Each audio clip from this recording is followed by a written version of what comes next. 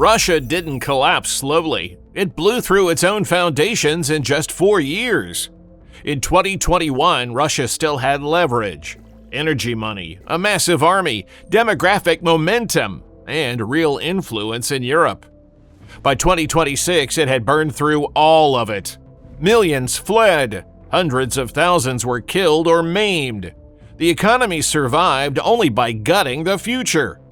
And the military consumed so much manpower and equipment that it began cannibalizing the state itself. This wasn't an accident. It wasn't Western sabotage. It was the result of a single system built around one man that rewarded loyalty over competence, myth over reality, and escalation over exit. Vladimir Putin didn't just miscalculate a war. He locked Russia into a chain reaction it can't reverse. Demographic collapse, economic stagnation, military exhaustion, and internal repression, all feeding into each other. This video breaks down exactly how Russia managed to destroy itself this fast, why there was no off-ramp once it started, and why the damage goes far beyond Ukraine. Because what Russia proved isn't that it's strong, it's that a modern state can still self-destruct at terrifying speed if the people at the top refuse to admit they were wrong. Let's start with the most humiliating part. Russia, the country that once made Europe tremble, is now begging Iran and North Korea for ammunition. Not borrowing, not negotiating trade deals. Begging. The second most powerful military in the world? It's now the second most powerful military in Ukraine. And even that's generous. In 2021, Moscow was a global arms dealer, one of the big two. Countries lined up to buy Russian tanks, jets, and air defense systems. Russia pulled in $15 billion a year from weapons exports alone. That money bought influence, it bought alliances, it bought respect. By 2024, that revenue collapsed by 92%. 92%! Russia went from selling advanced fighter jets to Egypt and India to scrounging for North Korean artillery shells just to keep the front lines supplied. Major clients canceled billions in contracts. India walked away from Su-35 fighters. Egypt shelved deals. Indonesia went elsewhere. The message was clear. Nobody wants weapons that get shredded in Ukraine. And diplomatically, Russia's alone. Over 13,000 sanctions hit Russian entities and individuals, more than Iran, North Korea, and Syria combined. In March 2022, 141 countries voted to condemn Russia's invasion at the UN. Even nations that kept trading with Moscow made it clear they weren't endorsing the war. Russia's allies? Belarus, which is basically a client state, North Korea, Iran, Eritrea, Syria. That's the coalition. China buys Russian oil at a massive discount and offers polite diplomatic cover. But Beijing isn't bailing out Moscow. It's exploiting it.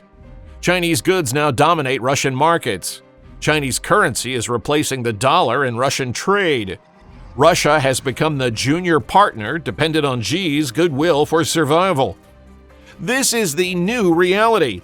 Russia traded global influence for pariah status. It swapped strategic partnerships for dependency on authoritarian regimes that see Moscow as weak and desperate. But here's the thing nobody saw coming. Russia didn't just lose its global standing, it burned through something far more precious. Something you can't rebuild with oil money or propaganda. Russia is running out of Russians. In 2024 alone, Russia's population dropped by 600,000 people, the steepest annual decline in modern Russian history outside of the COVID-19 pandemic. The birth rate collapsed to levels not seen in 200 years. Russia recorded just 1.22 million births in 2024. Total fertility rate, 1.41 children per woman. You need 2.1 just to maintain population. Russia is nowhere close. Putin himself called it a catastrophe. And it gets worse.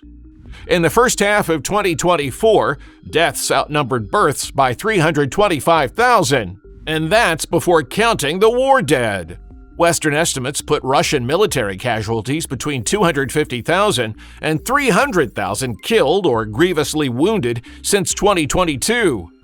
Nearly half of Russia's entire pre-war active duty military. Gone! And the ones who aren't dead? Many of them left. Over 1.3 million Russians fled the country since the invasion began. Mostly young, mostly educated. Tech workers, engineers, doctors. The exact people Russia's economy needs to function. They're not coming back. The result is a labor force nightmare. Russia's missing an estimated 5 million workers. About 6 to 7% of the workforce vanished. Factories can't find staff.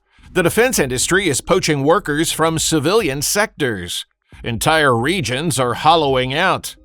By 2030, Russia will have only 2 working-age adults for every retiree. In 2000, that ratio was 5 to 1. The math doesn't work. The pensions don't work. The healthcare system doesn't work. Russia's countryside is already dying. Over 20,000 villages have been completely abandoned. Another 36,000 have populations of 10 or fewer.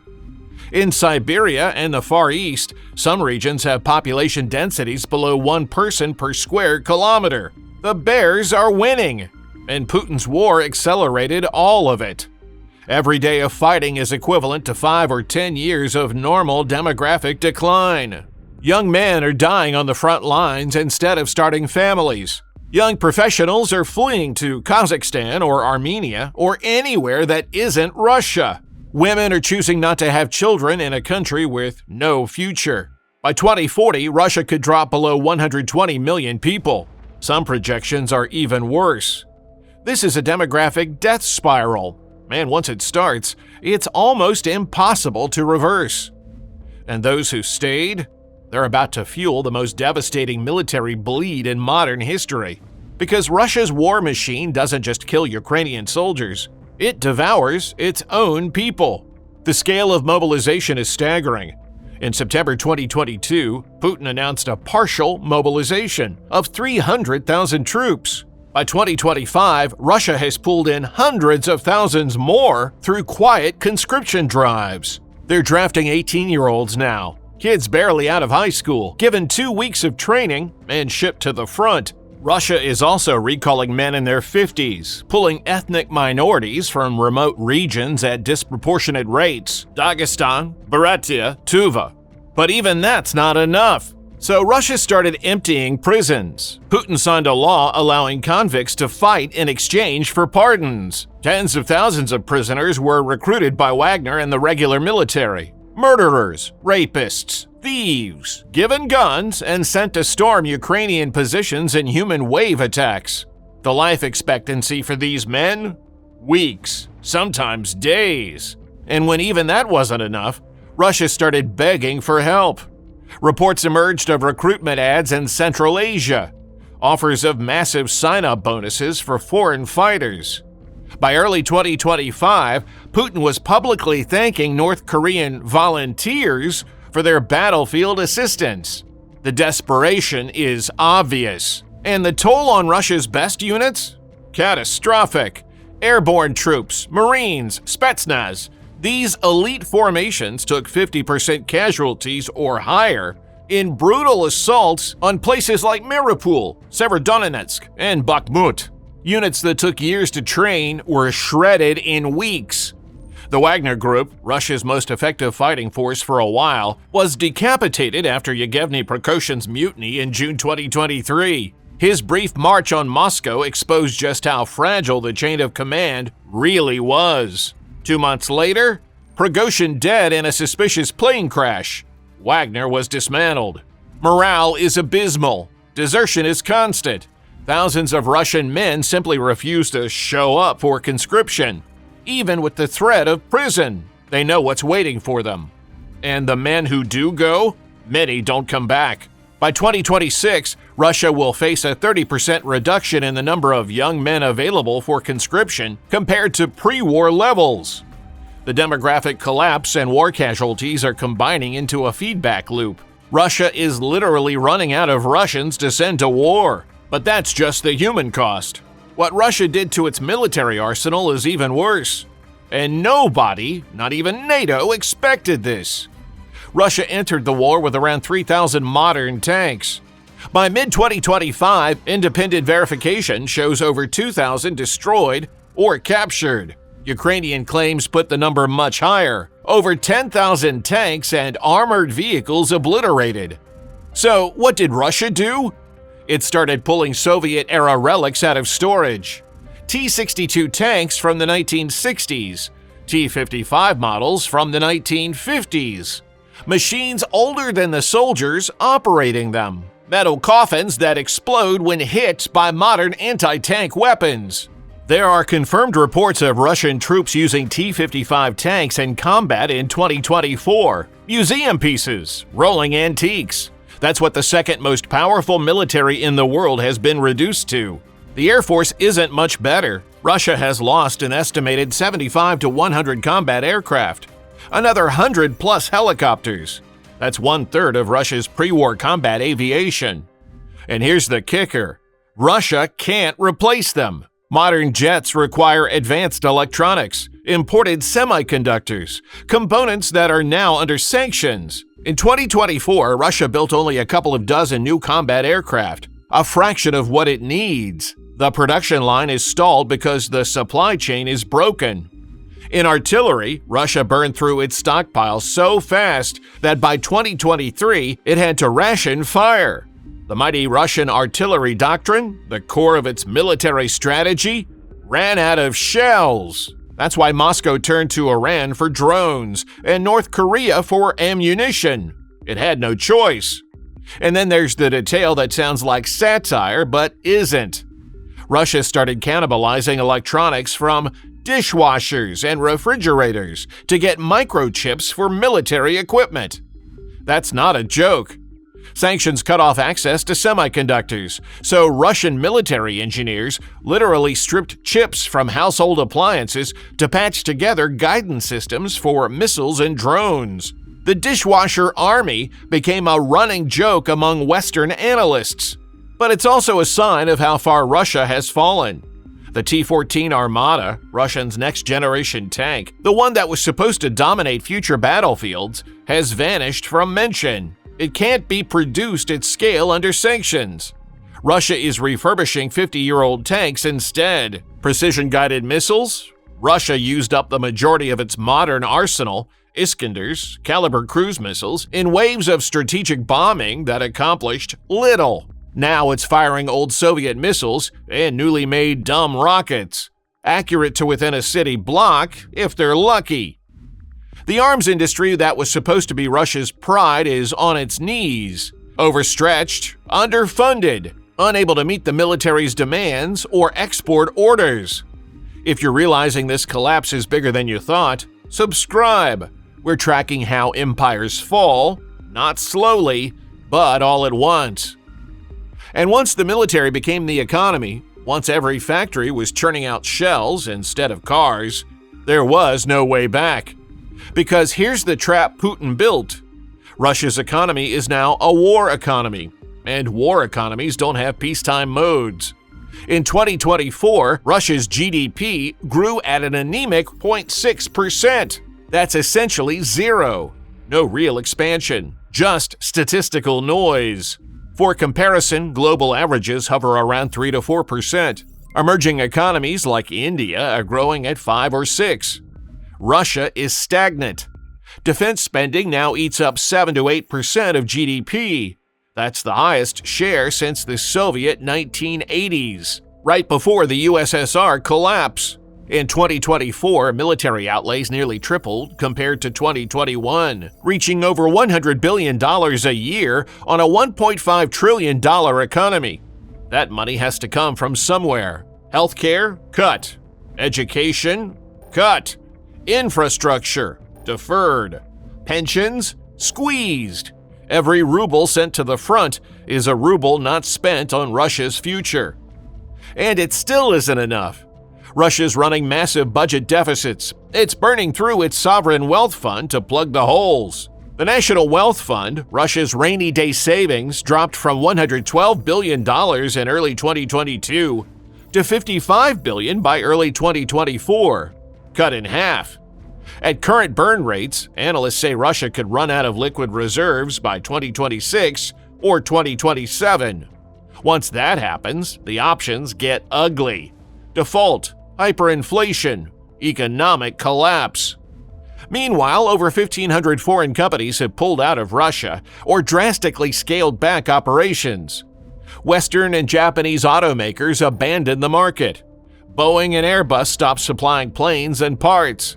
Tech firms left. Retailers closed. Entire sectors of the economy just disappeared. Russia's car industry collapsed. Production fell from 1.5 million vehicles in 2021 to around 600,000 in 2022. It's recovered slightly with Chinese help, but Chinese brands now account for over 50% of new car sales in Russia. The average car age jumped to over 15 years. People are holding on to older vehicles because new ones aren't available or affordable. The tech sector, once a bright spot, has been gutted. An estimated 100,000 IT workers fled in 2022 alone. About 10% of the industry gone. The government offered tax breaks and draft exemptions to convince them to stay. Many left anyway. Energy revenues, the lifeblood of the Russian state, are down 24% compared to 2021. Europe used to buy 40% of its natural gas from Russia. Now it buys less than 10%, with plans to drop to zero by 2027. The pipelines and infrastructure built over decades to supply Europe sit mostly idle. Russia's pivoting to China and India, but it's selling at steep discounts. 20 to 30% below global prices for oil, 50 to 70% below for natural gas. Russia has no leverage. Its customers know it.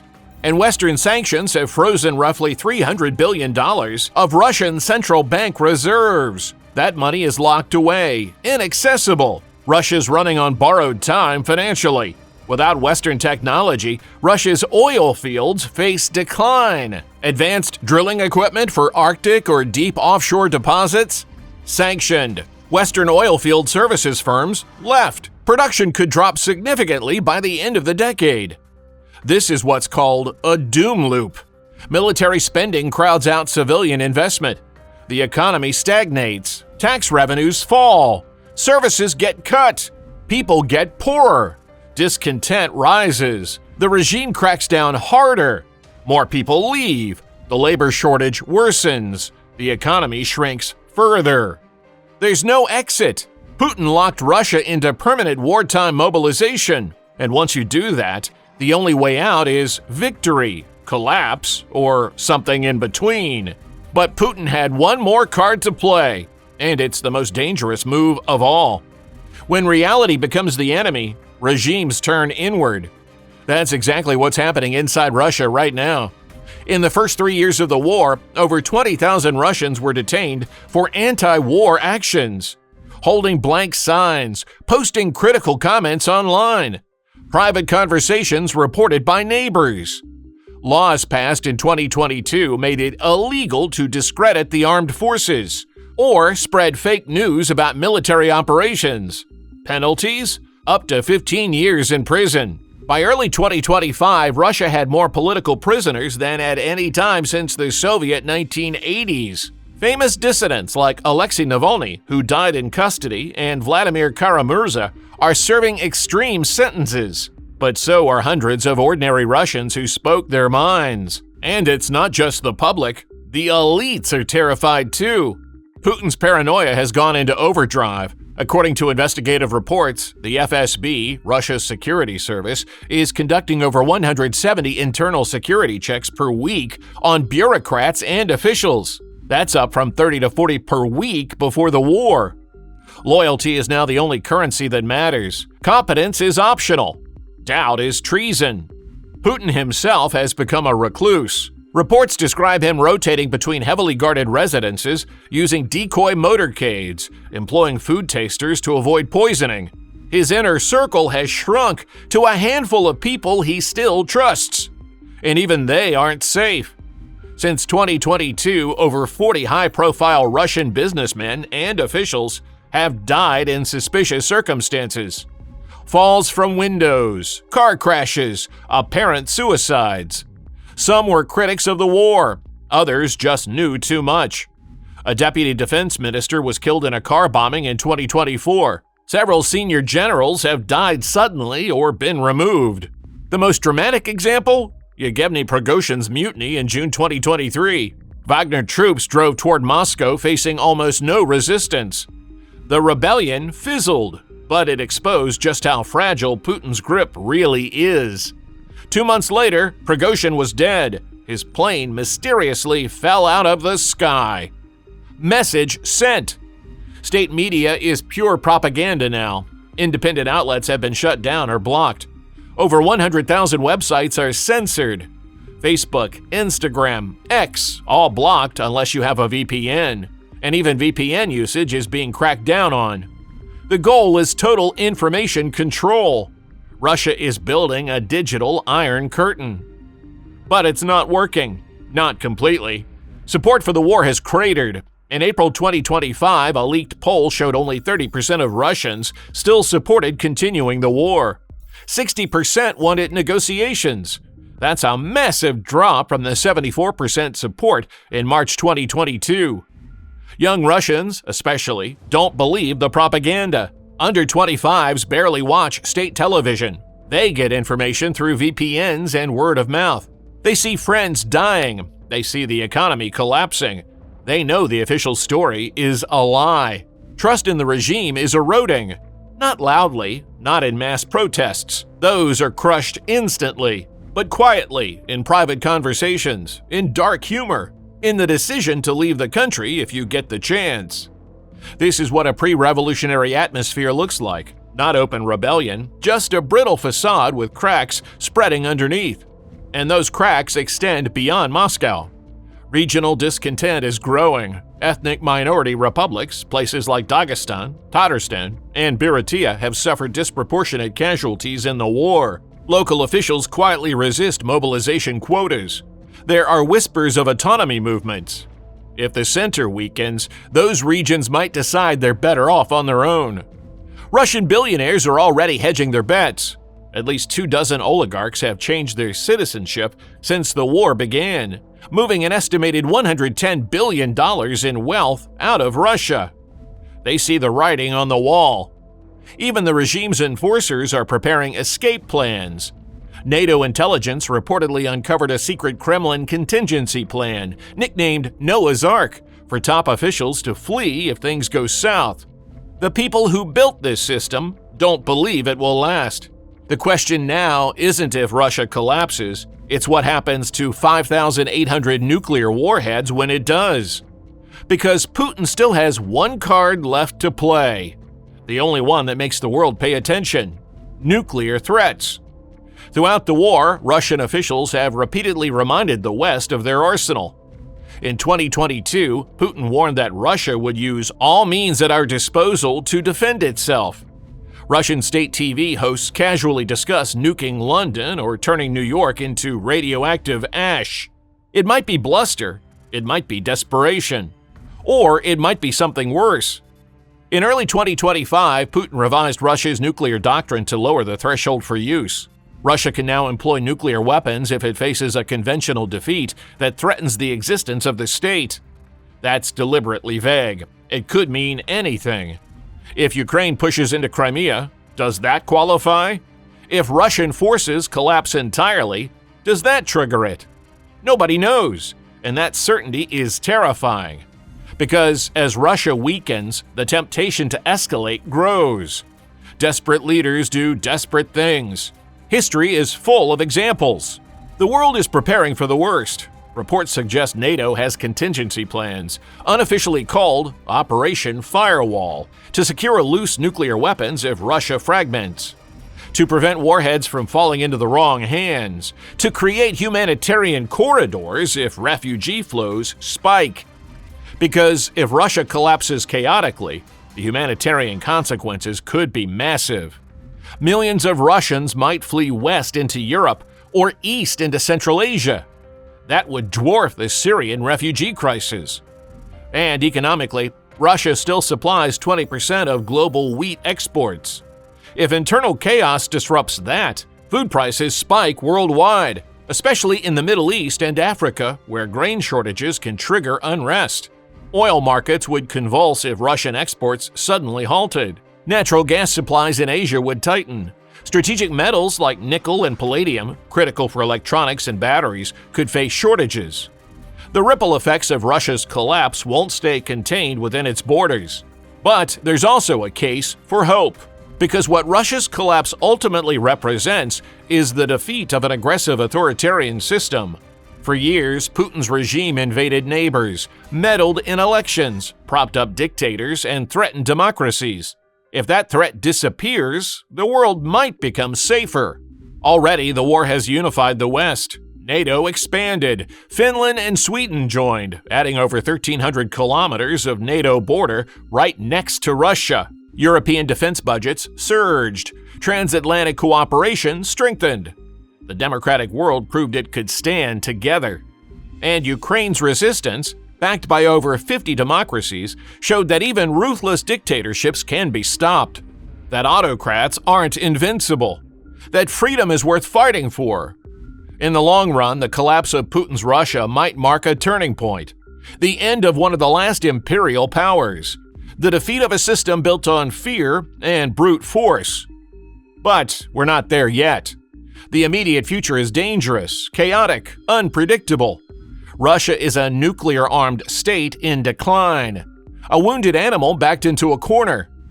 4 years, that's all it took for Russia to go from global power to this. Putin didn't just miscalculate a war. He built a system so fragile, so dependent on his ego, so allergic to truth, that one bad decision triggered total collapse. Demographic freefall, economic implosion, military humiliation, diplomatic isolation, internal paranoia. All of it locked in, all of it accelerating, all of it irreversible under the current regime. Russia proved it could do anything, even destroy itself in 4 years. The question now isn't what happens to Russia. Everyone watching knows how this ends. Badly. The real question is what comes next. Will Russia fragment peacefully? Will there be a sudden collapse like 1991? Or will Putin go down swinging, taking as many people with him as he can? And here's the scariest part. Nobody in Moscow has a plan for any of those scenarios. They're just hoping the money doesn't run out before the war ends. They're just hoping the public stays quiet. They're just hoping Putin doesn't do something irreversible. Hope isn't a strategy, and Russia's running out of time. So what do you think? Will this be the decade Russia finally fractures? Will Putin escalate one last time before the end? Or will the system collapse overnight the way these regimes always do? Suddenly, violently, and without warning. Let us know in the comments and subscribe because we're watching history's most dangerous collapse unfold in real time.